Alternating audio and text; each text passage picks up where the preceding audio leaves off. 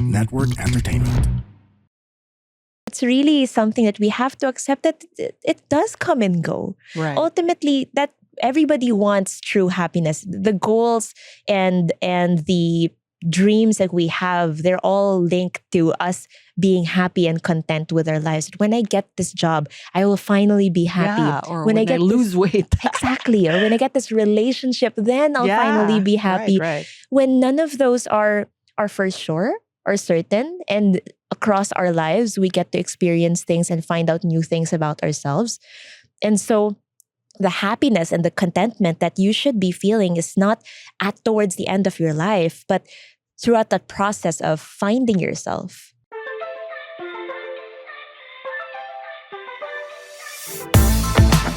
Hi, this is Mirza Season. Welcome to You Can Do This, a podcast that'll help you achieve your dreams and goals one episode at a time. What are you waiting for? Let's go!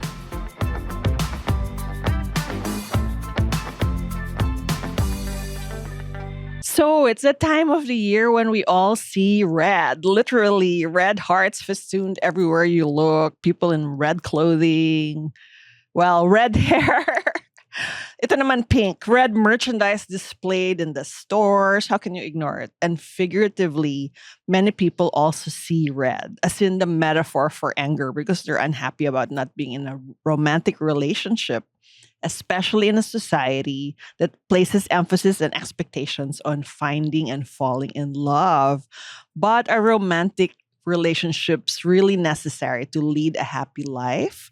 Not so, says today's guest. She's the co-founder and chief product and data officer of global mental health organization Mind Nation, which provides mental health services such as talks, training, and therapy to businesses here and abroad. Her personal journey and struggles with anxiety and depression have led her to a lifelong commitment to fight for mental health care, accessibility, and affordability. Please welcome Kat Triviño. Hi. Hi. Nice to see you in all your red-haired superhero glory. I love that. I love the superhero. Yes, the superhero of your own life. Yes. How are you? I'm doing good. Excited and ready for the year to come. I just also celebrated my birthday also. Oh, so happy very birthday. exciting. Yes. Great. So, okay, let's get started right away. What inspired you to found Mind Nation? And how has your journey shaped your expertise in mental health and well-being? I love this because I can't talk about my finding my nation without talking about my personal journey as well. I do not and did not have a background in psychology or mental health. It really came from a deep seated and personal struggle in my life where back in 2017, 2018, I was facing a lot of mental health issues and personal issues from all fronts of life, from my family, relationships, from my work, where I had felt that I had lost direction, a sense of direction and a sense of belongingness. And when I was there and in the experience of going through that, as a Capricorn and someone who was also the eldest daughter, I everything else, it made me feel like I just wanted to find the fastest solution to address my depression or what I had been feeling. At that time, I was not diagnosed yet or anything. It was just something that I had felt, and some friends had said, maybe this is what you're going through. And so I went through different ways, and I wanted to do that like really quickly as much as possible. I tried looking into different religions. At that time, I was not even religious or spiritual. I was like, maybe someone's really got something with religion. Maybe I'm looking at the wrong one. Maybe there's something out there for me.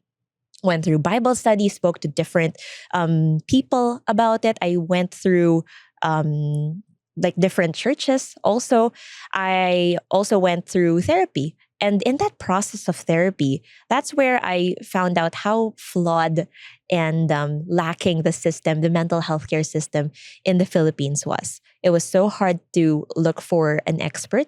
When you Google it, people online, they would not, at that time, they weren't talking about it as much as they are now. Right.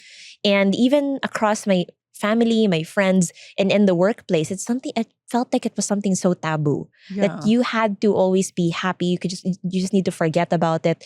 And maybe it's because you don't pray enough. Maybe it's because you're always alone. Maybe it's because you're not in a relationship. And so when I did find the therapist for me through like a list of other people that was recommended to me, it was all the more apparent and clear what I felt that I needed to be doing. Um, the company that I was working for at that time, they didn't have mental Right. health benefits as part of the HMO package.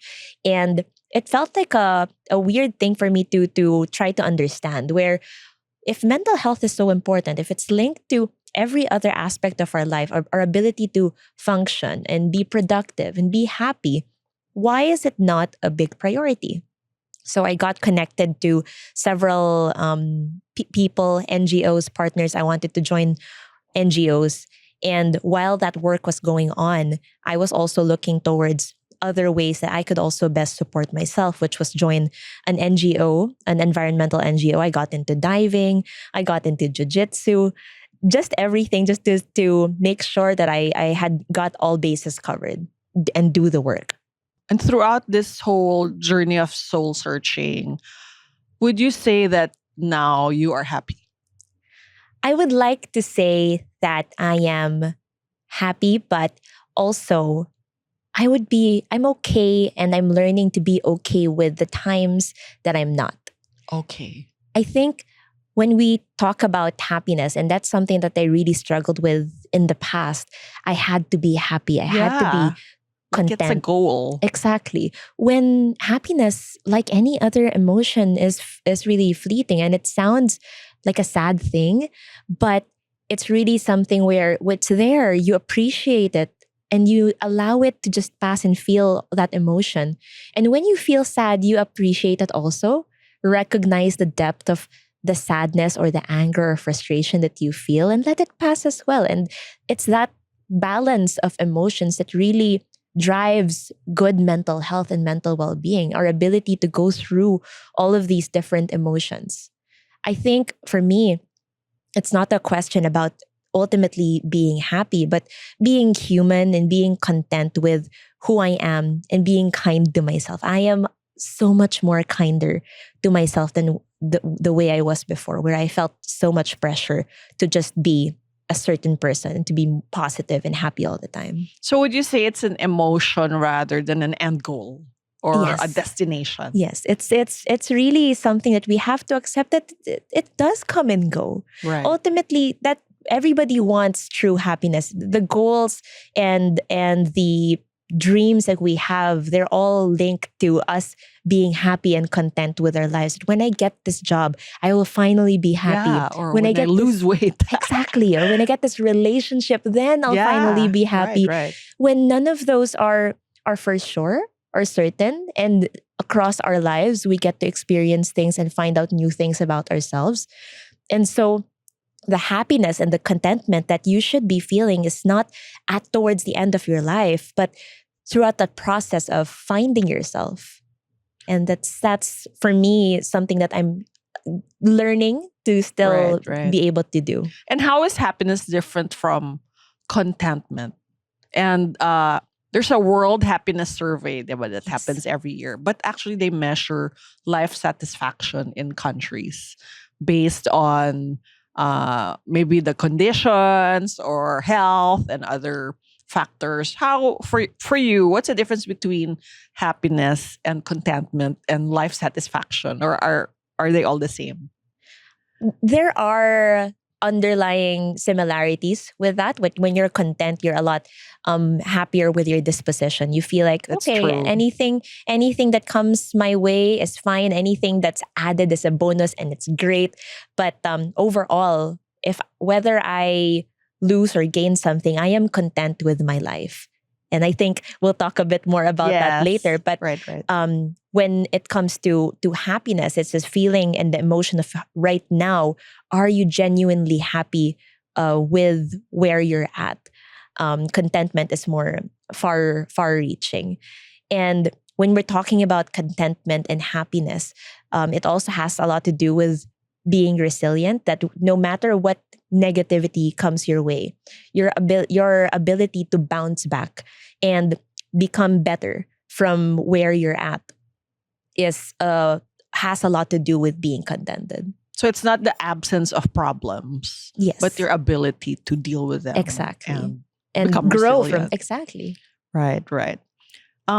So society places, as I said, such an emphasis on romantic relationships, di ba? Parang, that's why all the titas have to ask, bakit wala kang boyfriend, kaya kang mag-asawa? What's your advice for people who feel that kind of discomfort, and they feel, especially during this month, they feel like,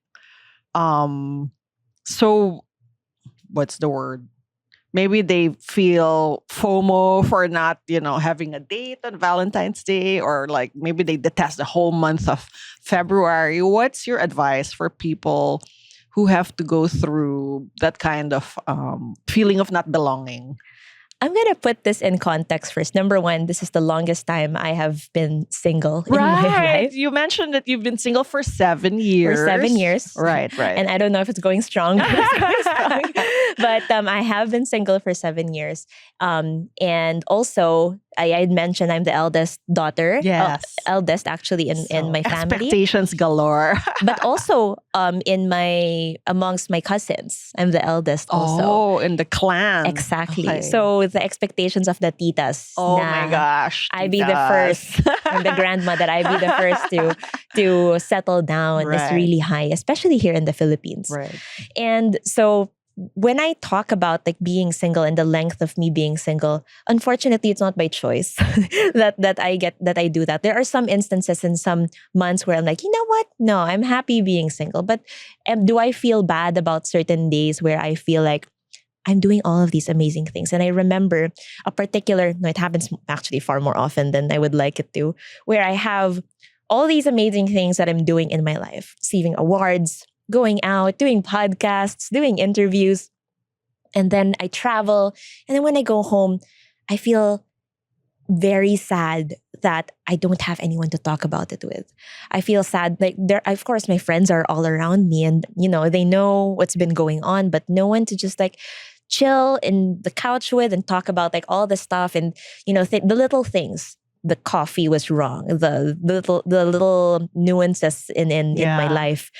And that's when I feel the loneliness. Right. And it's completely fine to feel lonely, to feel sad. And I'm really glad I've learned how to cope with that better. I've learned to be able to manage as well and find people or just a good support system where I can just throw like all the updates with, and that'll be okay. That'll be my outlet. In the more recent years, it has been social media when, okay, I can't talk to anyone. I'll tell everybody else. It's fine and just let it out there. It's okay. It's absolutely okay. But the way that I deal with when family or people around me ask about me still being single, two of my siblings, younger siblings, actually already have married or already married with kids. Right. And so are other cousins as well. So I would have thought then that the pressure would be less for me because, okay, now you have an apo. Yeah. Like I can chill out. I'm doing a lot of things. And I can't seem to marry the fact that I'm doing so many amazing things. I'm working with the UN. I'm flying around. Are. But sometimes I feel like, should I be doing that one instead? Right. Will I be happier if I have a family or if I have a significant other, if I have a kid who will just show me genuine, unconditional love? But when I go through all of those emotions, I want to remind myself that everybody goes through a very different journey and pace. And you have to also ask yourself the difficult question is, do I really even want it? Yeah. Or do you just feel that you should want it? Exactly. And I'm at the point very transparently in my life where I have thought of that. Every birthday, I actually find myself crying whenever I like rethink and think about like what I've done in the past year, where I should have been. And I've learned that the sadness is not about loneliness or feeling FOMO. The sadness that I felt is grieving where I thought I would have been at the age that I'm in. Grieving that, okay, you know, when I was younger, I did want to have a family at 26, and then I realized how young that is. Like, oh my gosh, I could barely feed myself at that age and have children. And I'm always in that state of grieving where I have so much expectations of myself that I don't get to ask myself if that's really what I want, or if I'm actually taking the necessary steps to get me there. So when I had realized that it was a grieving period for me, and like with grieving, you have to really go through that process and think about ways on how you can take the next step to accept that. Ask yourself the important question: is this what I really want in my life? Right. Am I even ready for it? Because I don't want to be having that as my end goal. Now I want to be married with kids. At this point, tuloy, ang nangyayari is anybody will be okay for as long as they give me. People get desperate and then they settle. Exactly. That, you know, time is running out. This is the first person that I've met that's kind of okay. You know, I don't like. So sad. I don't like the way he breathes, but you know, but it's okay because like he's gonna put a ring on it. He's gonna give me kids. It's going to be so much harder when you realize at the end, when you actually got that you don't really want it pala. So you have to go through that process. And I find it to be such a gift that I spent so much time by myself. Yes. Precious time. I don't think I would learn as much about myself if I was with someone else. I would end up probably like, you know, taking some things from them. And ultimately, we want that out of our relationships. And I really don't discount the fact that there are people that are, I would say, blessed to have found their significant others early on in their lives. And if they're happy and they're content with it, then it's amazing. It's an amazing thing. But I don't want to pressure myself that this is my journey. I don't want to use that end goal that I want to have a family, I want to have a significant other, to stop me from learning a little bit more about myself and appreciating where I'm at and being content with where I'm at. Because I know always, and this is the motto that I've always abided by in the recent years, is that everything will work out for me, and that whatever is meant for me will truly never escape me. If I am meant to have kids, if I'm meant to be with this person, then they will be there and they will always be there for me. And I will be the best person for them as well. I'm going to have to do the work also. Especially because you got a PhD in yourself. Yes. And because you know yourself so well, that is the best kind of you that will be ready for another person to enter their life. Exactly. And this is from a person who got married at the age of 42 with no regrets because, as I like to say, buong tao na ako.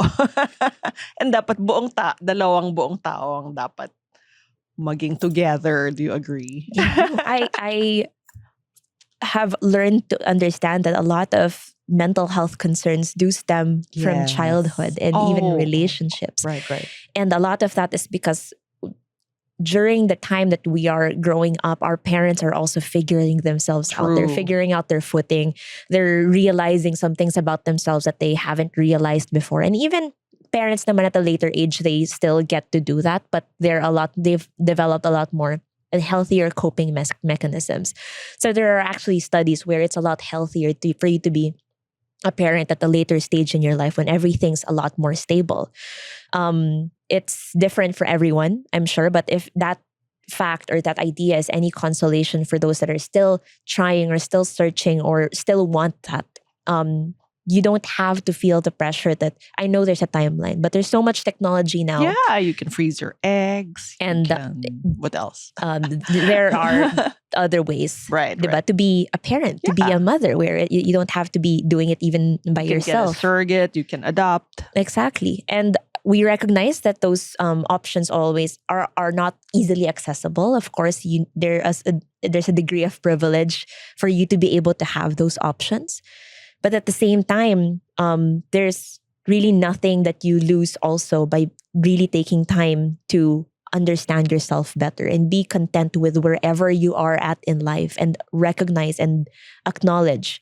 If you are a believer in, or if you have a strong sense of faith or spirituality, you know that no matter who you believe in, God, the universe, they will always be working in your favor. Right. And that has given me so much calmness and a sense of security that I'm going to continue working on myself so that I know what I bring to the table and I don't settle for anything else. Right. You were telling me earlier when we were chatting that now the question you ask is not, will he like me, but will I like him? Exactly. When I was a lot younger and during the course of dating in the past 7 years, at the earlier stage, I would always come from a sense of insecurity where I feel like, there's so much competition. We're on the dating apps. It's so easy for people to find a replacement, to find someone better. Mga Immortal, listen to the Underpaid Podcast with me, Stanley Chi, wherein we talk about work-related topics in a light manner na parang nagchichismisan lang tayo or nagkukwentuhan. Listen for free on Spotify, Apple Podcasts, or kung saan ka man nakikinig ng podcast. Kita-kits! Newsflash, there is always going to be someone better. There's always going to be someone younger and more like smart, better looking, whatever. But being able to so the question of will they like me will always come from a sense of like being insecure with who you are. Right. And it changes you. It makes you feel like, okay, I'm going to adopt. Some people are chameleons. They change who they are depending on who they're in a relationship with. And then at the end of the day, they feel unhappy. Or the partner feels like it's disingenuine because that's not who you really are. Right. And so now, it was a tough thing to even ask that, because syempre it feeds your ego if they like you, right? But do they like me? Do I like them? Changes the perception of like being able to see clearly what are their flaws. I have had, when I went to therapy about my relationships, I had this session with a psychologist about being happy single or being content single. So it's like singles therapy. And what she had made me do is list down my ideal partner. And it was so funny because I was like listing it all down. And it came to, sabi ko, 80 na to, 80 points na to, parang impossible. Sabi niya, just list everything down and be very specific. Down to ethnicity, down to height, down to job, values, everything. And then after that process, nabot na siguro ng mga 80, 90 points. I will put an asterisk on the non-negotiables. Okay. Just non-negotiables. Like, okay, because not everyone's 100%, right? So okay lang mga 70%, but you asterisk the ones that you really feel are the most important. You cannot be in a relationship with a person if they don't meet this criteria. And so I did that also. This, and this. And then when I realized that, she's like, okay, look at that, study it, put it aside. And then I realized a shift in my brain. Now, whenever I started to meet new people, I would remember that list. And it would be so much easier for me. Like, okay, no, there's that's my non-negotiable. I don't think so. I think we should just be friends. And she was so right when she said something about being very specific, because there are people like, for example, in the list, I didn't include age because I would have thought that, maybe it's common sense or even like whether they're straight or sometimes you gotta put it in there. Like I have been in dates where it's just like, oh, that's not in my list. And then I realized how uncomfortable I was. I was like, okay, I need to put that on. Right. But going through that process helps me, give me back my power in being able to decide if I am going to be ultimately happy and content with this person for who they are, Right. and not attempt to even change them in any way or feel like I need to be anyone different because this is what I've already stated that I wanted. And it's okay if nobody meets that criteria. In the last couple of months, I've really gone through an intense last couple of months and last year where I decided to tell myself that, you know what, if it doesn't happen, because it's already been 7 years, I'm already of a certain age. Will I be okay if I don't meet this person? Will I be okay single? And I've been traveling and I'm very happy with my nieces and my nephew. I have come to the realization that, yeah, that's fine. I'm okay. I'm content. I know my worth. I know what I bring to the table. And I know also what I bring to the people and the planet. I give enough love to others for a lifetime. And I have that outlet. And I'm perfectly fine with that. And it will take a lot of courage to admit that to yourself. But you can. And it is possible to be happy single. There you go. That's the sort of self-awareness we should all make as a prerequisite, diba? Yeah. Before we even enter a relationship. And when the titas say, masyado ka kasing choosy, what do you have to say about that? I have to be. Tama. I have to be. This is the level that I'm at. I don't think I would want anything less for myself. Would you want something less for me, tita? Diba? There's the answer. Would you want something less? And I'm really glad and grateful, and shout out na lang to my titas who are even saying that, you know what? You're already doing so many amazing things. I don't think I feel like that's beyond you. I don't even see you even worrying about that, because the right person who will be at your level, who will be as supportive and as caring as you want them to be, will be there, and will be there at the right time. Right. So if I'm blessed to be able to meet this person, then amazing. But if not, I will continue to go as is and find a deeper meaning and purpose. I was speaking about this with my sister, and I told her about two things. Number one is because she wanted to be, her goal is to be a young mom. That's her Wow, dream that's in a life. goal. That's her Okay. dream in life. And I found that, I mean, it not to say anything or to push down her dreams about that. Some women, they really found their purpose in being a parent, or some people have found their purpose in being a parent, and that's really great. But you shouldn't have your purpose or your end goal as something that's not within your control, Right. because you end up getting frustrated. Right. What goals, diba? Yung mga SMART goals, it has to be attainable, it has to be Yes. measurable, all of those things that we've learned about business and also Right, applies to life. And if it's And something time bound. and time exactly. So yung TikTok. smart goals natin. So like being a young parent will mean that you may have to compromise on finding the right Yeah, person just so that you can Pwede be ka that. na kasi TikTok. Exactly. And it's not gonna make you as happy as you thought you would be. Sure, it'll be there, but that it's going to only raise more issues and more questions. Instead, ask yourself, what is it about being a young parent that does make you happy? You go deeper of why you Dissect asked. it. Because if other than it's usually having children, and I've learned to realize this, it's a very selfish and egocentric thing, that when you think about it, when you think about having kids, there really is no non-selfish way. You want to bring something out to the world. You want to have someone who will love you unconditionally. It's all for me. But digging deep of why you want this child, why you want to have a family, why you want to have a relationship. What's the feeling that you get from there that you can get from other things, and have that fuel you too in the meantime, diba? So I asked her that. I told her, I was like talking to her about that. And also at the same time, I was telling her about being able to fuel yourself to be 100%, and recognizing that you also do deserve 100%. Because if you're at 30% of loving yourself, and someone gives you 35, it's not great. it just seems like a lot because it's more than what you give yourself. You're going to Yeah. accept it and say, oh, this is so much.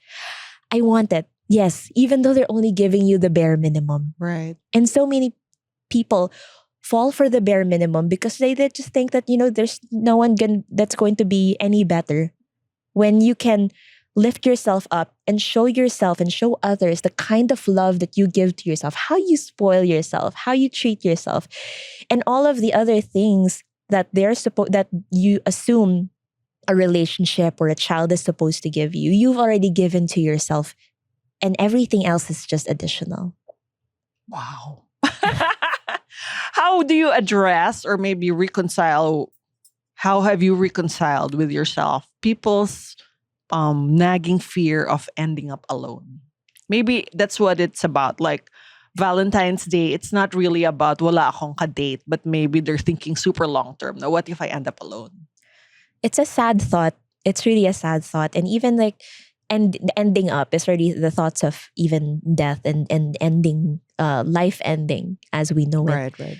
And doing that by yourself and having no one to care for you. They're all very sad things to think about. So I think when we think of that process or idea that nobody's gonna take care of us, and even down to whenever I'd feel like when I go home, there's no one to talk to about all of these things. I always have to remind myself that there is really a community that cares for me. Right. And the relationships that we have are not bound to just romantic relationships. We have soulmates that aren't even romantic. True. I strongly feel my best friend is my soulmate. And I don't think that mawala na lahat. Wag lang, kasi sometimes I feel like friendship breakups, they even hurt more. Right. Because there are no expectations that they should be acting a certain way. You just love them as they are. You pluck them out from somewhere and you realize that I'm going to tell this person my deepest, darkest secrets, and I will tell them everything that I'm thinking about. All the dates I've been on, this person knows. And that's what makes it harder for me to break up with a friend, because there really were no expectations. You just wanted them to be there for you.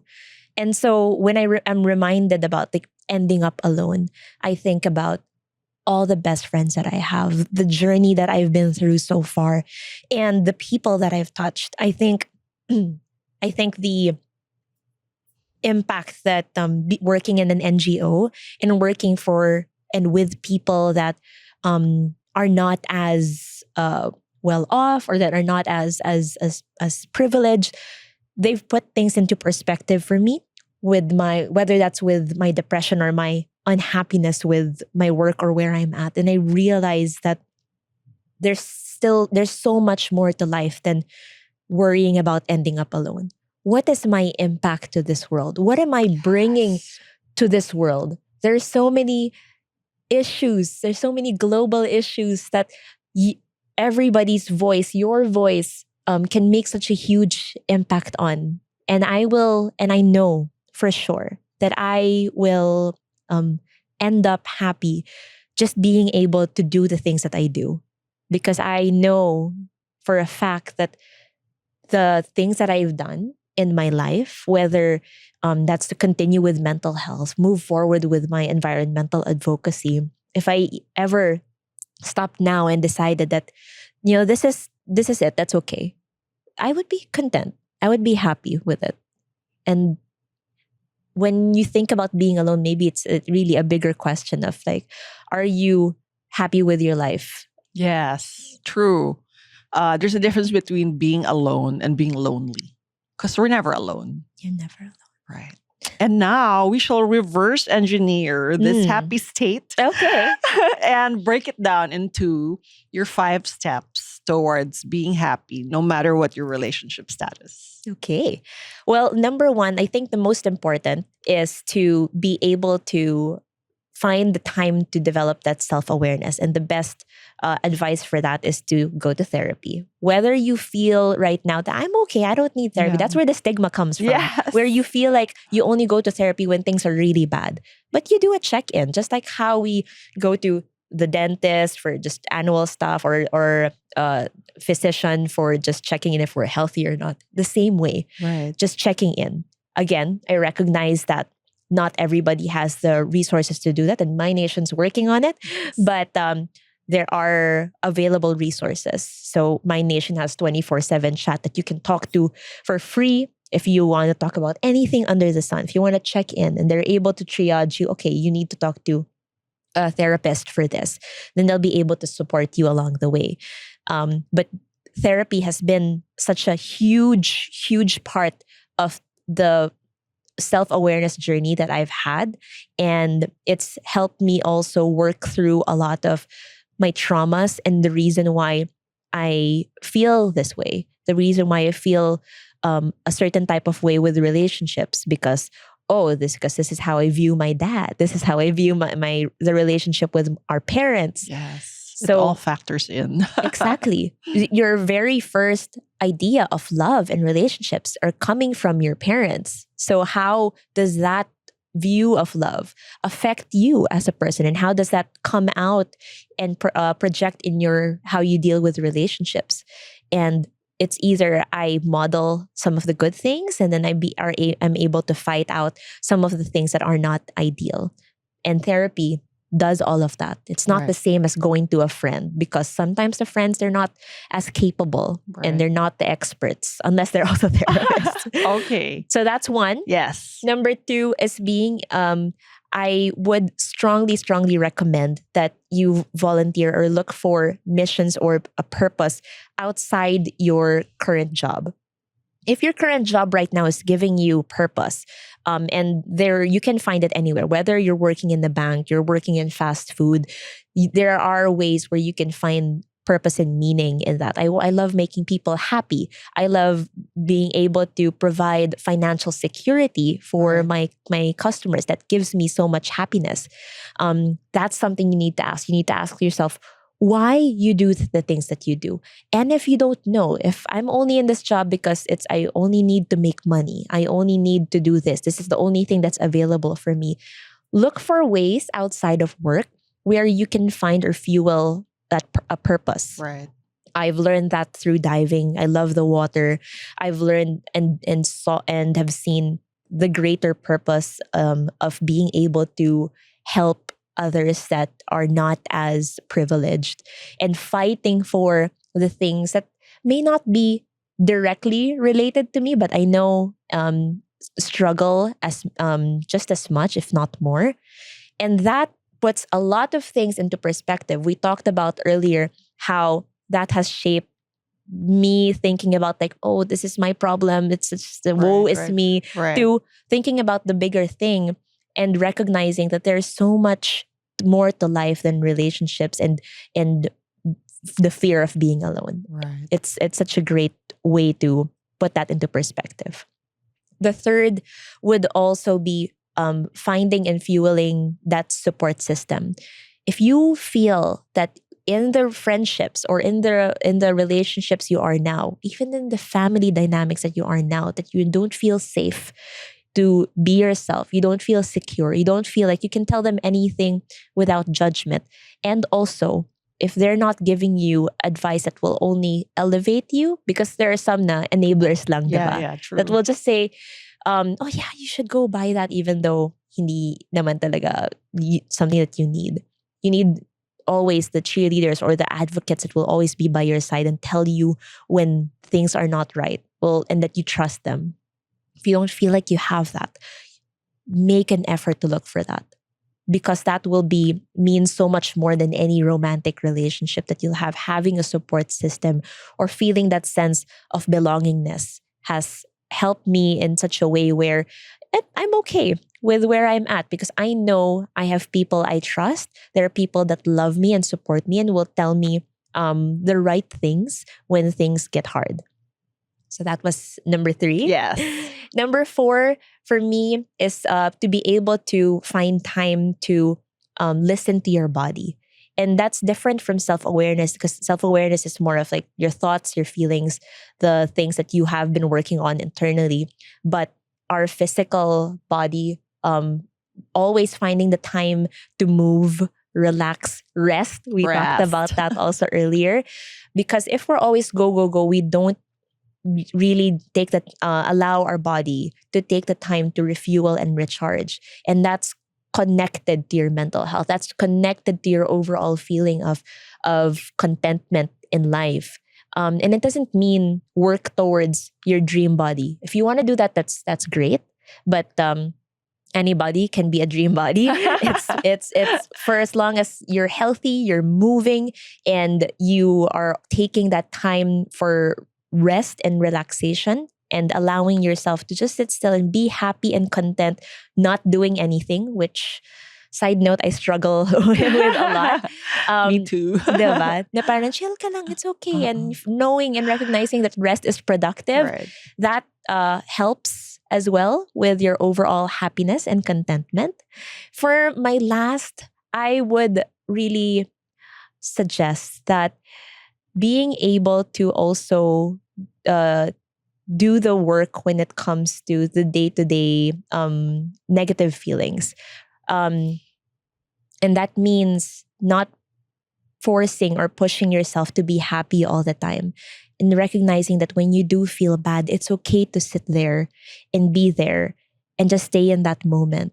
But also knowing that you do have the agency to make that change. So a lot of people, when they get diagnosed that you're dealing with depression or you're going through anxiety right now, it's so comfortable for them to sit and stay there and have other people around them adjust to who they are. It would have been so easy for me when I got diagnosed with clinical depression in 2018 to just stay there and just allow everybody else, no, you have to adjust to me because I'm diagnosed. It says here. Right.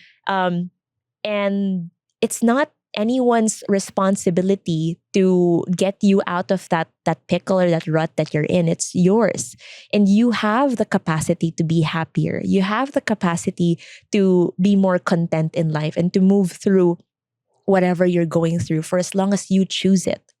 So when we say it's okay to not be okay, that's a process of just being able to sit there and say that, yeah, you know what, I feel depressed right now, I feel anxious right now, but I know my end goal is, okay, after this, I'll allow myself to cry. After this, I need to be able to do the work. And the work is hard. Self-love, it sounds so amazing. It sounds self-love and self-care. It sounds like going to the salon, changing your hair color. But it's actually work. It's work. I have changed my hair color probably 7 times in the past couple of months. And it makes me happy for a bit. But after a while, you change it again. And when we think or view self-care, we think of it as something that has to be Instagrammable, has to be something that other people will envy because I'm doing this to take care of myself. But self-care has to also be sustainable because you never know when, it's not scheduled when you're going to feel angry or sad or frustrated. But self-care is really being able to take a step back and recognize that, okay, the self-care is talking to a therapist. Self-care is being able to rest and allowing myself to rant or vent, but also working through these negative emotions. That's the ultimate definition of self-care. You take care of yourself at the moment when you don't feel your best. And you do that regularly so that you don't have to always be working backwards or reverse engineering when you're at your worst. Right. So working through and not sweeping under the rug or sugarcoating with external self-care. Yeah, they're all cues. Most of them are surface level, like and all Shopping. temporary. But like what I said with self-care, it has to be sustainable. You can't be shopping unless you have like unlimited resources. Good for you, but you can't be doing that all the time if it's not sustainable. Right. Sometimes self-care is just being able to do the work. I realized and learned that a lot of my anxieties come from me procrastinating. I I leave things up to the very last minute and say, yeah, this is self-care. And then I think I've done it before, that I've worked through that at a short amount of time. My greatest motivator is a deadline. But when I recognize that that's causing me so much anxiety at the very last minute, the self-care is actually doing the work earlier. Yeah. So I submit it earlier and I feel better about myself. Yes. And remember, we have the capacity and the agency Yes. to face our emotions and not not, I guess, address the emotional dysregulation in the form of procrastination. Exactly. Okay, now, if there's only one takeaway that our listeners can bring with them after our conversation, what would that be? You are just fine wherever you are. You are fine. You are okay wherever you are right now. Whether you are going through something very, very difficult at this moment or whether you're at your happiest, you are just fine.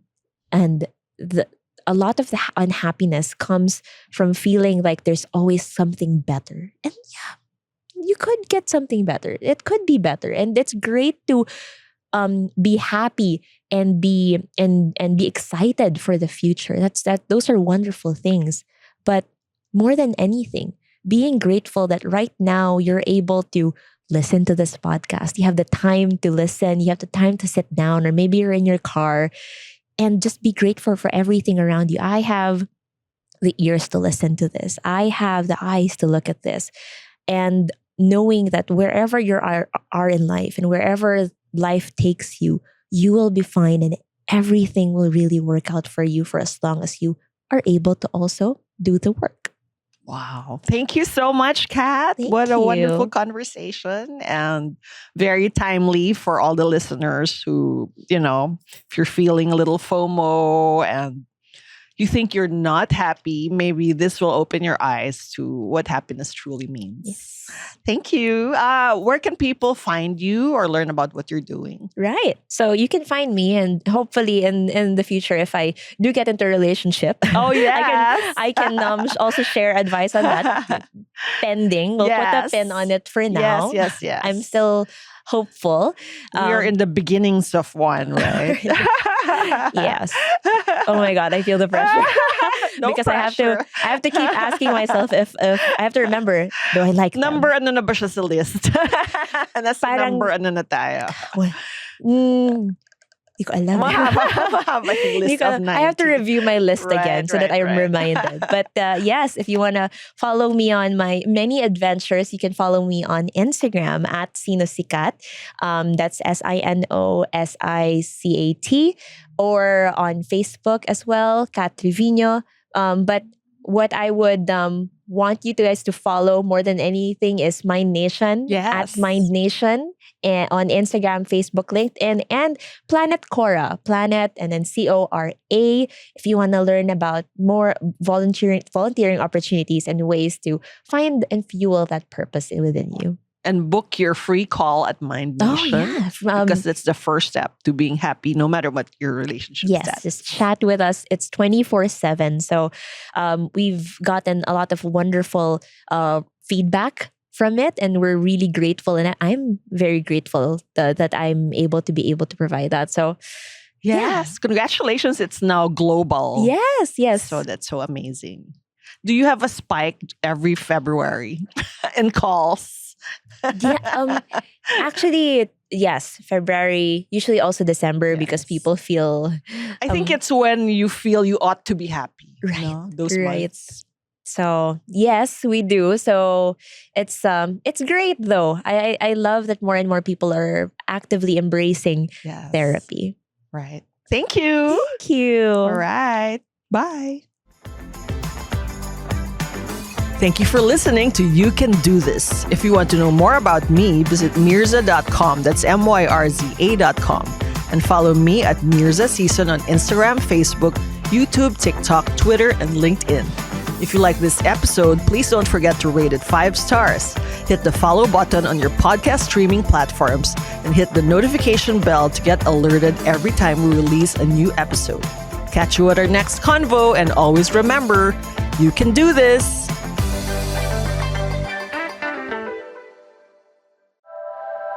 The opinions of podcast creators, hosts, and guests are not necessarily reflective of the official stance of the Pod Network Entertainment, its hosts, or other network programs. The content created by the people behind the podcast is personal and not meant to harm any religion, ethnicity, group, organization, company, or individual.